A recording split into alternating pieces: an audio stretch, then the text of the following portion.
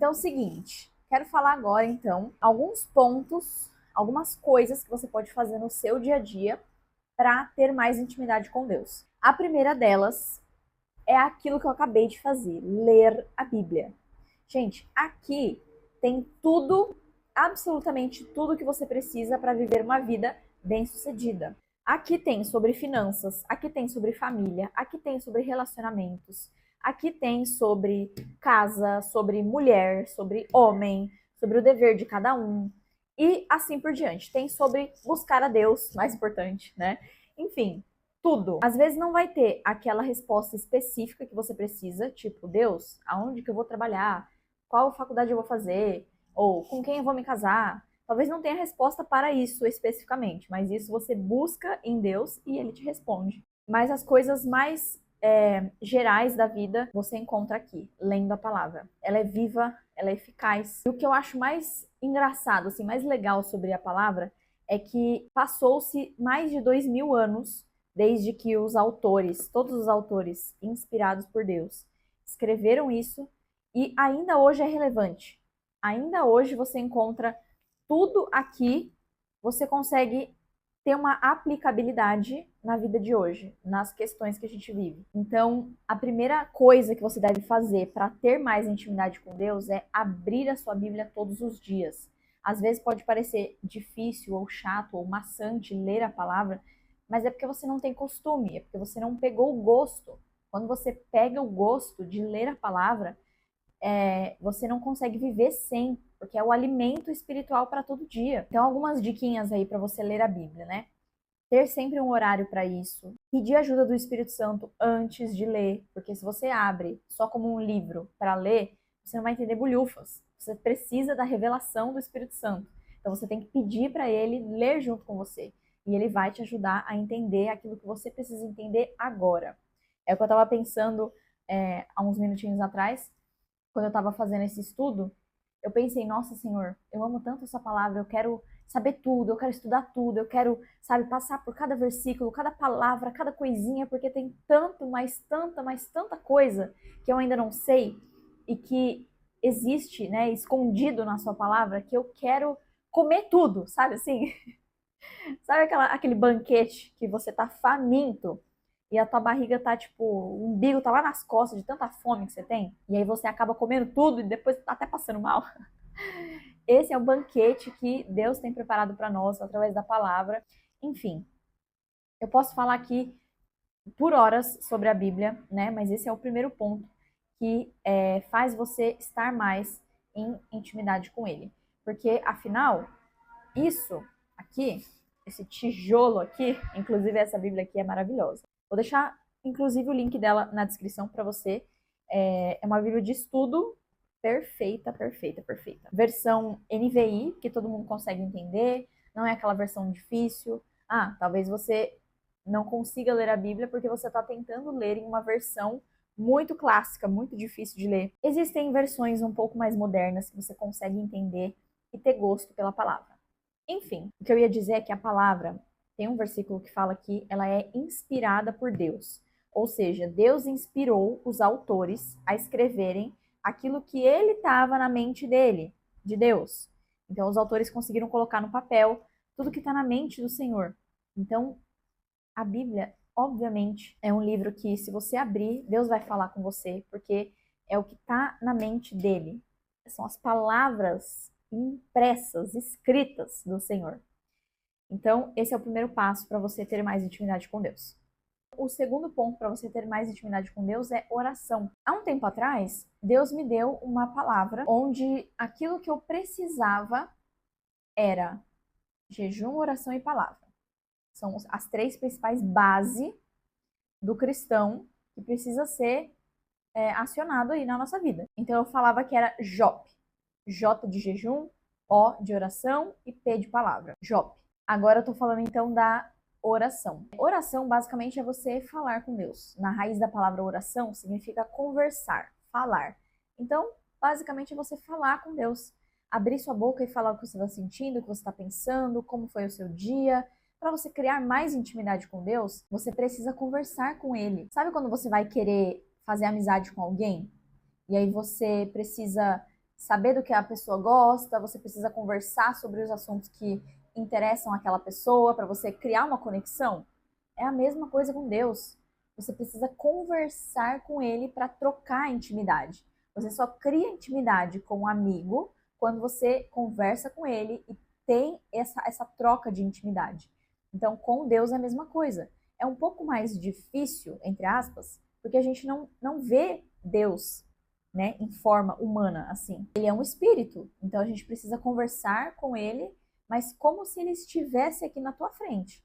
Então eu faço muito esse exercício. Eu imagino Deus ou Jesus sentado do outro lado da mesa enquanto eu estou lendo a Bíblia, enquanto eu estou orando, ou sei lá. Eu imagino ele do meu lado. Isso ajuda a nossa mente humana a saber que realmente ele está ali. Mesmo se eu não imaginar, ele está ali. E a oração é isso, é eu trocar ideia com ele. Aí eu falo, Deus, olha, o meu dia foi difícil, entendeu? Aquela pessoa me importuna, eu queria esganar o pescoço dela, mas eu sei que eu não vou fazer isso, porque a tua palavra fala que eu tenho que ser boa, que eu tenho que agir com amor ao próximo. Enfim, é você conversar com Deus, é você ser sincera. Então, outro ponto também, né, dentro da oração é ser sincera com Deus. É você tirar a máscara quando você está na presença dele. Ele te conhece, ele te criou, ele sabe de tudo sobre a sua vida, sobre o que está no seu coração, no mais íntimo ele conhece. Então, o que a gente não precisa é colocar uma máscara e fingir que está tudo bem na presença de Deus. Isso não precisa. Inclusive, ele ama quando a gente é sincero, quando a gente rasga o nosso coração. É isso que ele quer. É a intimidade que ele quer. Outra coisa sobre oração é você buscar a Deus com tudo que você tem. É se entregar mesmo, é se derramar, sabe? Porque aqui fala que quem busca, encontra. Quem bate na porta, abre, a porta se abre. Quanto mais a gente buscar, mais a gente vai encontrar a Deus. E isso se dá através da oração e também através da adoração, que pode ser o nosso próximo tópico. Eu não tinha colocado aqui no roteiro, mas aí está. Terceira forma de você estar mais perto de Deus, ter mais intimidade, é através da adoração.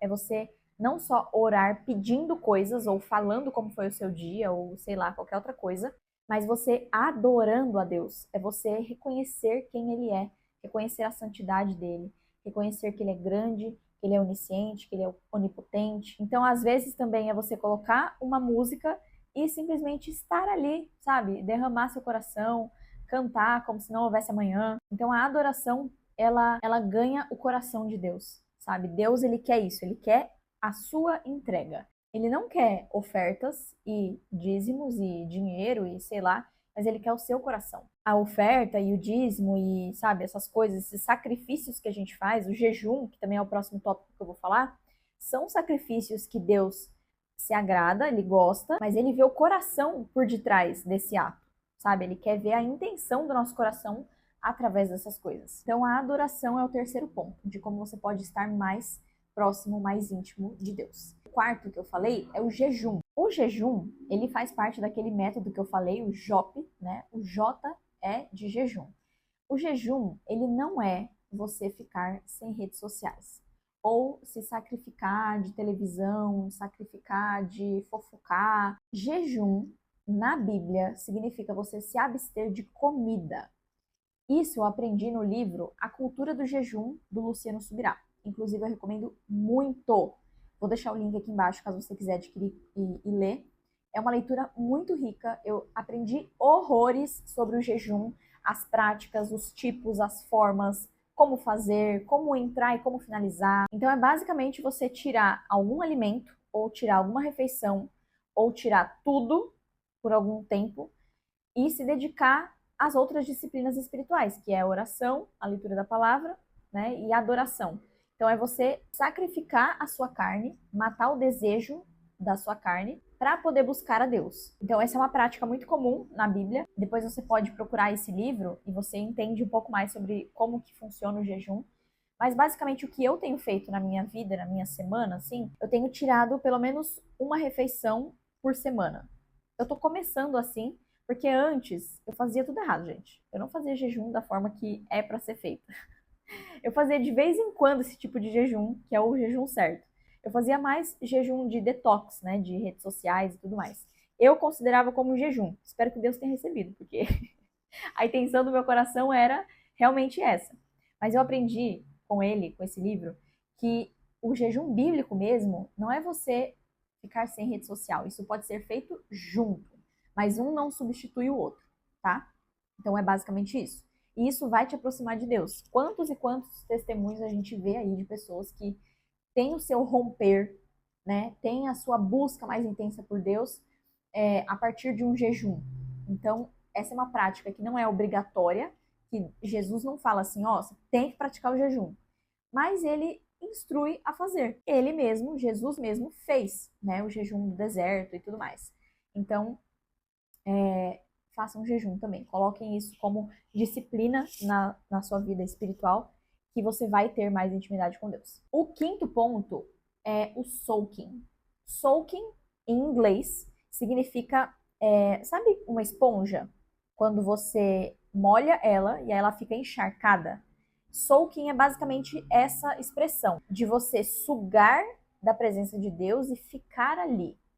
É simplesmente você ficar na presença de Deus e sugar tudo que tem para sugar dali. Não sei se eu consegui explicar direito, mas essa analogia da esponja serve muito. Muitas vezes a gente está praticando ali, né, a oração, a leitura da palavra, o jejum, mas a gente não espera em Deus para ouvir dele. A gente só ora, ora, ora, fala, fala, fala. Ai Deus, meu dia foi assim, meu dia foi assado, eu quero isso, eu quero aquilo, me abençoa, me abençoa, me abençoa. E a gente não para ouvir, sabe? Então, para ter intimidade, a gente precisa falar, mas também ouvir. E essa é uma parte que é muito difícil para o ser humano, porque o ser humano ele ama falar sobre si mesmo e falar sobre seus problemas e falar sobre eu, meu umbigo, meu umbigo, meu umbigo. E a gente não para ouvir. Não sei se você é assim ou se você já reparou em pessoas que são assim. Quando você está conversando com alguém e você, sei lá, pergunta sobre alguma coisa para ela e ela fala, fala, fala, fala, fala mais que a boca e não deixa você falar. Ou ela te interrompe, ou ela continua falando e não deixa um espaço para você falar também, para você falar a sua opinião, sabe assim? Então, às vezes é isso que a gente faz com Deus, sem perceber.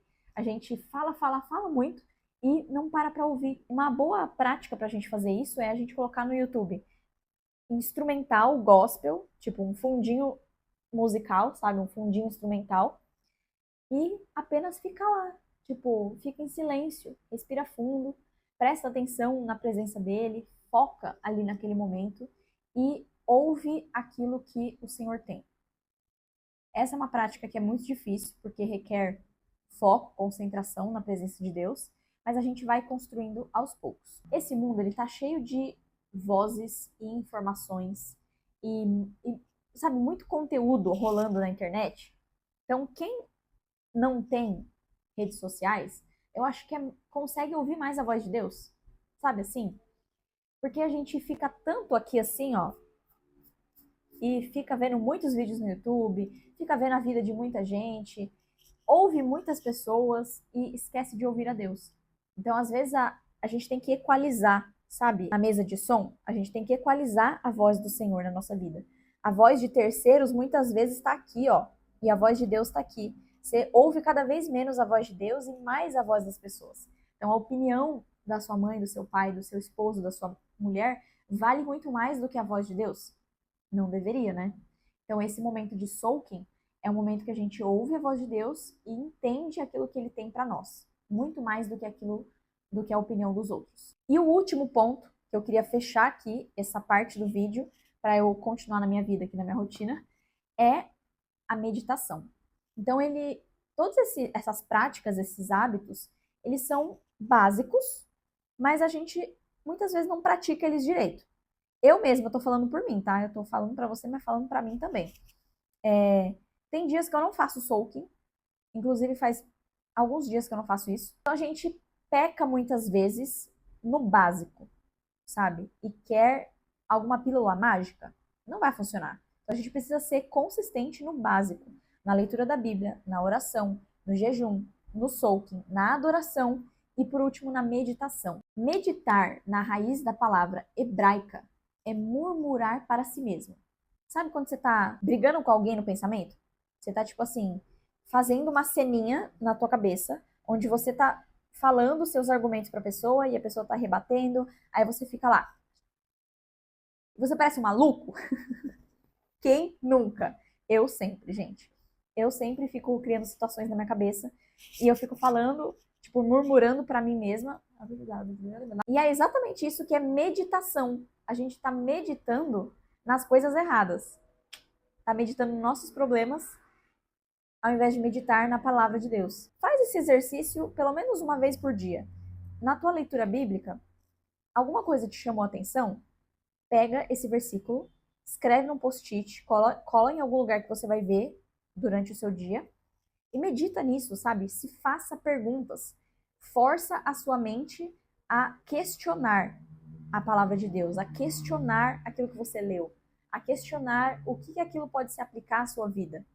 Isso é algo que eu tento fazer, né, constantemente. E o tipo de estudo que eu estou fazendo atualmente, ele tá me forçando bastante a isso. Lá no Salmos, ele fala que a gente tem que ter prazer na lei do Senhor e tem que meditar dia e noite na Bíblia.